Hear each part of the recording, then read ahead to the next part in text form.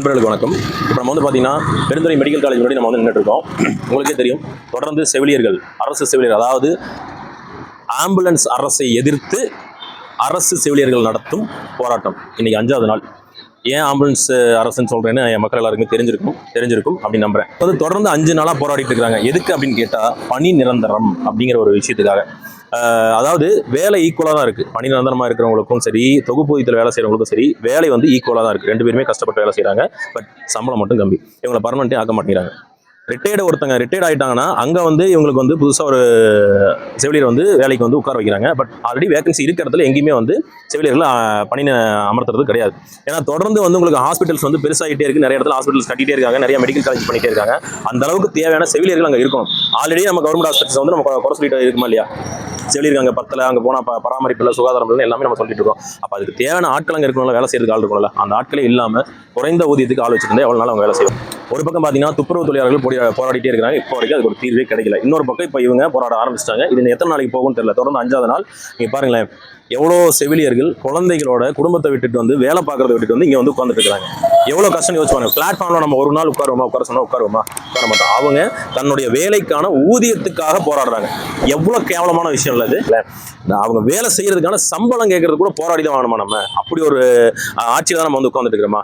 இதுக்கு மா சுப்பிரமணியம் அவர்கள் என்ன சொல்லியிருக்காருன்னா, அம்மா ஆட்சி இருக்கும்போது தொகுப்பூதியத்தில் வேலை செய்யற அந்த சிஸ்டம் அம்மா ஆட்சியில் இருக்கும்போதே கொண்டு வந்துட்டாங்க. சரிப்பா, அவங்க கொண்டு வந்துட்டாங்க, அது அவங்க தப்பாவே இருக்கட்டிப்பா. அந்த அம்மா செத்தே போச்சு, அவங்க உயிரோட இல்லை. நீங்க இருக்கீங்கல்ல, உயிரோட இருக்கீங்கல்ல, உயிரோட தானே இருக்கீங்க. நீங்க தானே வாக்குறுதி கொடுத்தீங்க. யார் அதை நிறைவேற்றி இருக்கணும்? சரி, நீங்க வாக்குறுதி கொடுத்துருக்கு முன்னாடி ஒரு அனலைஸ் பண்ணீங்களா? இதை எப்படி சரி பண்ணலாம் அப்படின்னு அனலைஸ் பண்ணீங்களா? பண்ணாம நீங்க வாக்குறுதி கொடுத்தீங்க, அது உங்க தப்பு. வாக்குறுதி கொடுத்து நிறைவேற்றி இருக்கணும். நீங்க ஏன் போராடி பண்ணல?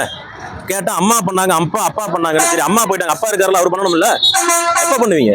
என்ன ஐடியால இந்த அரசாங்கம் இருக்கு அப்படிங்கிறது தெரியல. செவிலியர்கள் தொடர்ந்து போராடிட்டே இருக்காங்க. அவங்களுடைய மனநிலை என்ன, அவங்களுக்கு என்ன தேவை அப்படிங்கிறத அவங்கள்ட்ட கேட்டு தெரிஞ்சுக்கலாம். MRBல 2 டைம் எக்ஸாம் வச்சாங்க. 2015ல் 1, 2019ல் 1. 2015ல் எழுதி நாங்களாம் உள்ள வந்தோம் MRBல. அப்ப அதுல தொகுப்பூதிய முறையில செவிலியர்களை பணி நியமனம் செஞ்சாங்க. அதுல இன்னும் பெண்டிங் இருக்காங்க. சம வேலைக்கு சம ஊதியம் தான் கொடுக்கல, பர்மனன்ட் பண்ணல இன்னும் அந்த ஜாப்ல. 2வது 2019ல் எடுத்தவங்க நான் அப்படியே தான் இருக்காங்க. அவங்களுக்கும் எந்த ஒரு இதுவும் வரல, சம வேலைக்கு சம ஊதியம் வரல, தொகுப்பூதியத்திலிருந்து காலமுறை ஊதியத்துக்கு இன்னும் மாத்தல.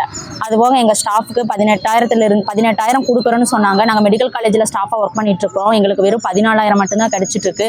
இது வரைக்கும் எங்களுக்கு 18,000 போடவே இல்லை. அதுக்கப்புறம் மகப்பேறு ஊதியம் மகப்பேறு ஊதியத்தில் மகப்பேறு ஊதியமும் எங்களுக்கு வழங்கப்படவில்லை. மகப்பேறு 1 இயர் மெட்டர்னிட்டி லீவுன்னு சொல்லிட்டு 1 இயராக கொடுத்துட்டு இருந்தாங்க. அது ஒரு சில டைம் மட்டுமே கொடுத்தாங்க, ஒரு சில ஸ்டாஃபுங்களுக்கு மட்டுமே அது கிடைச்சிது. அதையும் இப்போ ஸ்டாப் பண்ணிட்டாங்க. எங்களுக்கு அதுக்கு சேலரியும் கொடுக்கறது கிடையாது. அப்புறம் எங்களுக்கு திமுக அரசு ஆட்சிக்கு வரும்போது என்ன சொன்னாங்கன்னா, நம்ம 311 என்ன சொன்னாங்கன்னா, சம வேலைக்கு சம ஊதியம் அப்படின்னு சொன்னாங்க. 356ல் என்ன சொன்னாங்கன்னா, தொகுப்பூதியத்திலிருந்து காலமுறை ஊதியமாக மாற்றுறோம் எல்லா செவிலியர்களையும் அப்படின்னு சொன்னாங்க. கொரோனா காலகட்டத்தில் நாங்கள் தேவதைகளாக சிரிஞ்சோம். தேவதைகள் அப்படி இப்படின்னு புகழ்ந்து பேசினாங்க. அதுக்கப்புறம் கொரோனா முடிஞ்சதுக்கு அப்புறம் எங்களை ஒரு கரும்புள்ளியா தான் பார்த்தாங்க. இது வரைக்கும் எங்களுக்கு ஒரு ப்ராப்பரான ஒரு ரெஸ்பான்ஸ் தமிழக அரசு இன்னும் வரவே இல்லை. இன்னைக்கு ஒரு மீட்டிங் வச்சாங்க. அந்த மீட்டிங்ல கூட நாங்க 18,000 தான் பண்ணி தரோம் அப்படின்னு தான் சொன்னாங்களா வழியா. சம வேலைக்கு சம ஊதியம் பத்தி பேசவே இல்லை. தொகுப்பூதியமா மாற்றப்படுறோம்னு தான் சொன்னாங்க. அது எப்பன்னு எங்களுக்கு தெளிவா அவங்க சொல்லவே இல்லை. 8,000 பேர் நாங்க வேலை கிடைக்காமே இருக்கோம். 14,000 சம்பளத்திலேயே நாங்கள் இன்னும் வேலை செஞ்சுட்டு இருக்கோம். ஒரு 14,000 சம்பளம் வச்சு ஒரு குடும்பத்தை எப்படி ரன் பண்ணுறதுன்னு தெரியவே இல்லை. 10 வருஷமாக நாங்கள் இன்னும் தொகுப்பூதிய செவிலியர்களாகவே இருந்துட்டு இருக்கோம். மற்ற அரசு தேர்வாணையங்கள்லாம் வச்சு நடத்துகிற தேர்வுகளில் எக்ஸாம் எழுதி பாஸ் பண்ணி வரவங்களை ரெகுலர் சேலரியில் ரெகுலர் பேயில் அப்சர்வ் பண்ணிக்கிறாங்க. எங்களை மட்டும் 10 வருஷமாக இன்னும் தொகுப்பூதிய செவிலியர்களாகவே வச்சுட்ருக்காங்க. இது நாங்கள் முதல் கோரிக்கையாக இதை தான் வச்சுருக்கோம். 2வது, ஹாஸ்பிட்டலில் எல்லா ஸ்டாஃப்ஸும் ஒரே வேலை தான் செய்கிறோம்.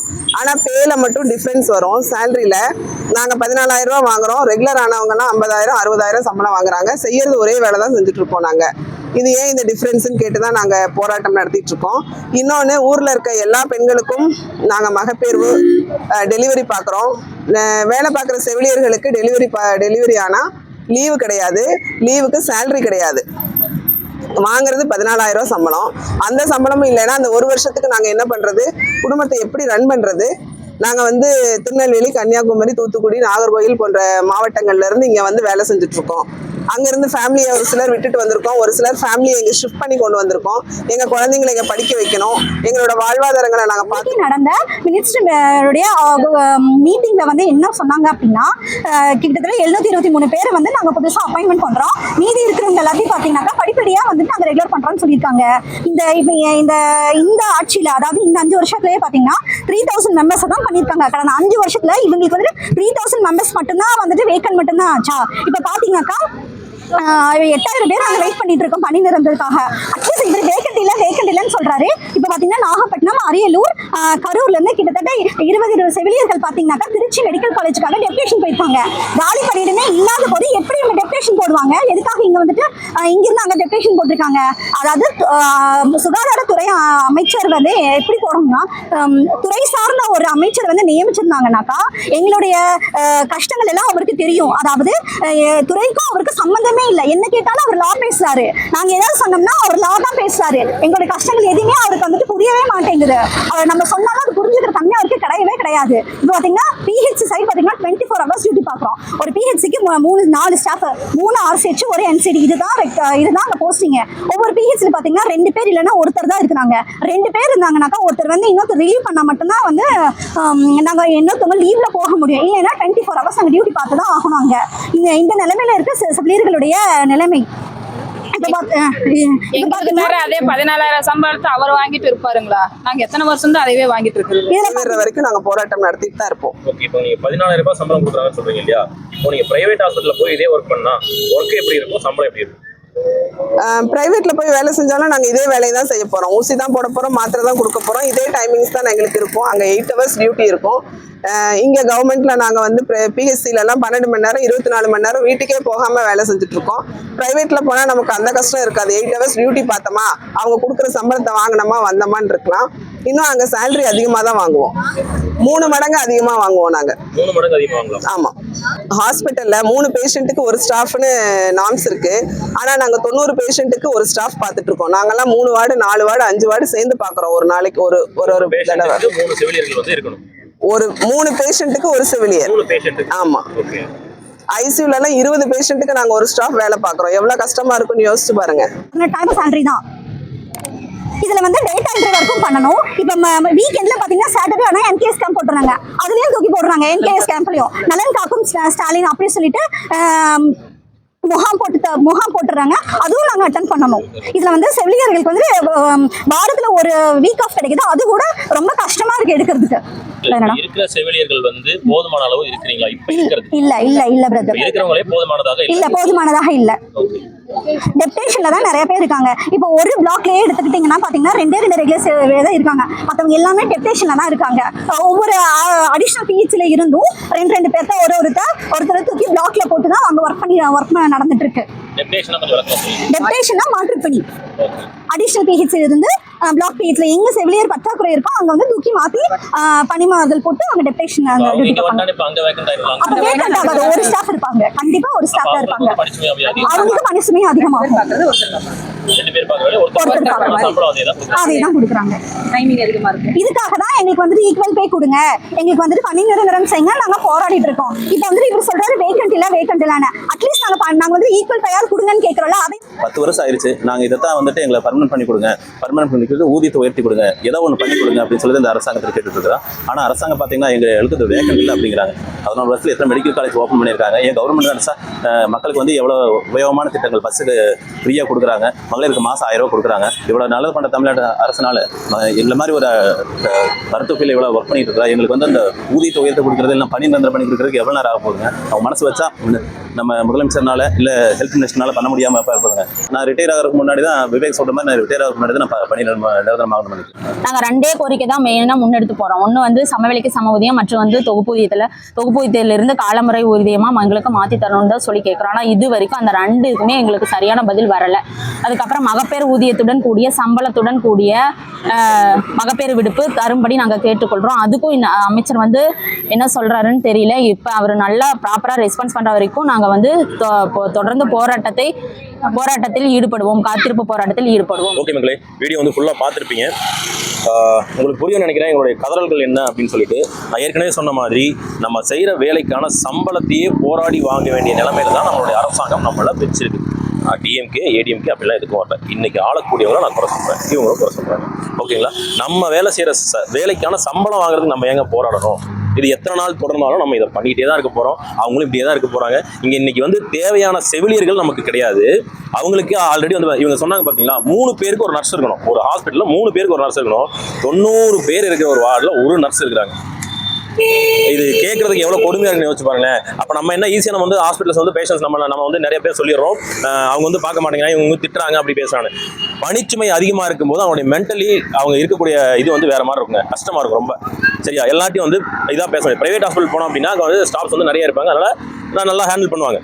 பட் இவங்களுக்கு இவ்வளோ வேலை சுமையை கொடுக்கும்போது இவங்க எப்படி வந்து நம்மகிட்ட வந்து அன்பா பண்பா பேச முடியும் கொஞ்சம் யோசிச்சுப்பாங்க. நம்ம ஈஸியாக குறை சொல்றவங்களை தாண்டி இதையும் நம்ம யோசிக்கணும். ஒரு அதாவது 90 பேர் இருக்கிற இடத்துல ஒருத்தர், ஆனால் 3 பேருக்கு ஒரு நர்ஸ் இருக்கணும். ஆனால் இங்கே 90 பேருக்கு ஒருத்தர். அவங்க எவ்வளோ வேலை பார்ப்பாங்கன்னு யோசிச்சு பாருங்க. இப்போ நீங்க இவங்க சொன்ன மாதிரி பிஹெச் எல்லாம் போயிட்டீங்கன்னு வச்சுக்கோங்களேன். பிஹெச்ல சின்ன சின்ன ஹாஸ்பிட்டல் சுகாதார நிலையெல்லாம் இருக்கு பாத்தீங்களா, அங்கெல்லாம் போயிட்டீங்கன்னா உங்களுக்கு வந்து 2 ஸ்டாஃப் 3 ஸ்டாஃப் தான் இருப்பாங்க. இதுல நாளைக்கு வந்து எனக்கு ஒரு ஃபங்க்ஷன் நான் போகணும்னா இவங்க வந்தாதான் முடியும். அவங்க உடம்பு சரியில்லாம இருந்தாங்கன்னா, புரியுதுங்களா? அப்போ ஒருத்தங்க போனாலும் அந்த இடத்துல இன்னும் ஒரு ஆள் தான் இருப்பாங்க. ஆனா அவங்களுக்கு எவ்வளவு ஒர்க் இருக்குன்னு யோசிச்சு பாருங்களேன். ஸோ இந்த அளவுக்கு ரொம்ப கடுமையான வேலை செஞ்சுட்டு இருக்காங்க. அவங்க இன்னொரு வார்த்தை சொன்னாங்க, உண்மையில அது ரொம்ப முக்கியமான விஷயம் கூட. கொரோனா டைம்ல நம்ம எல்லாருமே தேவதைகளாக பார்த்தோம். உண்மையா இல்லையா? எல்லாருக்கும் ஞாபகம் இருக்கும். சரிங்களா? கொரோனா யாரும் மறந்துட மாட்டோம். தப்பி பொழைச்சு நம்ம வாழ்ந்துட்டு இருக்கோம் அப்படின்னா அதுக்கு அவங்களும் ஒரு காரணம். அவங்க போட்டு அந்த ட்ரெஸ்ஸஸ் இருக்கு இல்லையா, கொரோனா டைம்ல அதுவே எவ்வளவு கஷ்டம். நம்ம போட்டுருக்க மாட்டோம். 24 hours போட்டு ஒர்க் பண்ணியிருக்காங்க. குழந்தை எல்லாம் அங்கே தூரமா நின்று வேடிக்கை பார்த்துட்டு இருக்கோம். அம்மா வாமா வாமா அழுகு, அப்பா அங்கே தூரமா வச்சு காமிச்சிட்டு இந்த அம்மா இங்கே நின்று அழுதுட்டு இருக்கும். இந்த வீடியோஸ்ல பார்த்துருக்கோமே. ஸோ அன்னைக்கு தேவதைகளாக தெரிஞ்சவங்க இன்னைக்கு அவங்க சொன்ன மாதிரி தெருவில் போராடிட்டு இருக்கிறாங்க. நம்ம கண்டுக்கவே இல்லைங்கிறதான உண்மை. ஸோ நம்ம அமைச்சர் வந்து சொல்றாரு அவங்க பண்ண தப்பு இவங்க பண்ண தப்பு. சரி, தப்பை சரி பண்ணுங்கன்னு தானே இப்போ கேட்குறோம். அதையாவது பண்ணுங்க, அதான் அவங்க கேட்குறாங்க. அதை கூட பண்ண மாட்டீங்களா? தப்பு அவங்க பண்ணிட்டாங்க, சரி அவங்க தப்பு பண்ணிட்டாங்க அப்படின்னா நீங்க ஆட்சி அவங்க கையில கொடுத்துட்டு நீ தானமா தப்பு பண்ண, நீயே சரி பண்ணிக்கிட்டு போயிட வேண்டியதானே. நீங்க எதுக்கு ஆட்சியில் உட்காந்துட்டு இருக்கீங்க? பதில் இல்லை. நீங்க எப்படி பார்த்தாலும் இங்க அங்கன்னு உருட்டி என்னமோ பண்ணுவீங்களே தவிர வேலை ஒன்றும் நடக்காது. ஆனா நீங்க சொல்லுவீங்க நான் இதை பண்ணோம் அதை பண்ணோன்னு, பிரயோஜனமே இல்லாம நாங்க கேட்காத எங்களுக்கு தேவையே இல்லாத நீங்க பண்ணிட்டு நாளைக்கு சொல்லுவீங்க 1000 ரூபா நான் கிழிச்சேன், 1000 ரூபா கொடுத்தேன், அது இங்கே கிழிஞ்சு போயிருச்சுன்னு என்னமோ சொல்றீங்க. எதுக்கு நாங்கள் 1000 ரூபா கேட்டோமா உங்கள்கிட்ட வந்து? எங்க அம்மா அவள் இருக்கக்கூடிய தமிழ்நாட்டு பெண்மணிகளும் வந்து உங்கள்கிட்ட 1000 ரூபா கொடுங்க 1000 ரூபா கொடுங்க, எங்க வாழ வழியெல்லாம் உங்கள்கிட்ட வந்து கேட்டோமா? கிடையாது. நீங்களாம் கொடுத்தீங்க, அதையும் இப்போ சொல்லி காமிச்சிட்டே இருக்கிறீங்க. தன்மானம் ஒன்று இருக்குங்க எங்களுக்கும், நாங்களும் மனுஷங்க தானே. அப்புறம் பஸ்ஸில் வேற ஃப்ரீ பஸ் விட்டேன், நீங்கள் அது ஓசி பஸ்ன்னு வேற சொல்லி அசிங்கப்படுத்திட்டே இருப்பீங்க. எங்களுக்குலாம் மாணவராசமே இல்லை, நாங்கள் மனுஷங்களே கிடையாது. அப்படி தான் பார்க்குறீங்க. ஸோ இன்னைக்கு இவ்வளோ தூரம் போராடிட்டு இருக்காங்க. இவங்க நீங்கள் மதிக்கிறீங்களா? மதிக்கல. எத்தனை நாள் போராடிட்டே விட்டுருவீங்க. அங்கே வந்து தூய்மை பணியாளர் வந்து போராடிட்டே இருக்காங்க, போராடிட்டே விட்டுருவீங்க. செத்து போனாலும் கண்டுக்கே போறதில்ல. நாளைக்கு என்ன நடக்க போகுது அப்படின்னா ஊர் பூரா குப்பையாக போகுது. அதனால நோய் வந்து இந்த பக்கம் அதிகமாக போகுது. ஹாஸ்பிட்டல் வர போகிறோம், பார்க்கறது ஸ்டாஃப் இல்லாமல் நிறையா மக்கள் வந்து தமிழ்நாட்டில் இறக்க போகிறாங்க. சரி, இதுக்கு வந்து அப்பா தான் காரணமாக இருக்க போறாரு நான் நினைக்கிறேன். பட் இது எந்த அளவுக்கு போகுதுன்னு தெரியல. மக்களுடைய கோரிக்கையை கொஞ்சமாவது நினைச்சு பாருங்க. இந்த மாதிரி போராட்டங்கள் வரவிடாம போராட்டங்களுக்கு நல்ல தீர்வை கொடுங்க. அவங்க கேட்கறது ஊதிய உயர்வு கொடுத்து எனக்கு அவ்வளோ கூட இவ்வளோ கூடன்னு கேட்கல. அட்லீஸ்ட் அந்த 18,000 கொடுங்களேன்னு கெஞ்சுறாங்க. நீங்க தானே சொன்னீங்க வாங்கி தரேன்னு, நீங்க தானே தரேன்னு சொன்னீங்க, கொடுக்கணும்ல, அதை தானே கெஞ்சுறாங்க. நீங்க சொன்னதானே அவங்க கேட்கறாங்க. தயவு செஞ்சு மக்கள் இதை வந்து புரிஞ்சுக்கிட்டு உங்களுக்கு சப்போர்ட் பண்ணணும். அதே போல வந்து சம்பந்தப்பட்ட அதிகாரிகள் இங்க சீக்கிரமா கடுமையான ஒரு ரொம்ப அவங்களை கடுமையாக போராட வைக்காம சீக்கிரமான ஒரு முடிவு எடுத்து அவங்க கேட்குற ஊதிய உறவை கொடுத்தா இங்க இருக்கக்கூடிய நிறைய பேஷண்ட்ஸ் வந்து கஷ்டப்படாம அவங்க ரெடியாகி வீட்டுக்கு போவாங்க. நம்ம இதே மாதிரி இன்னொரு நல்ல வீடியோ. நன்றி.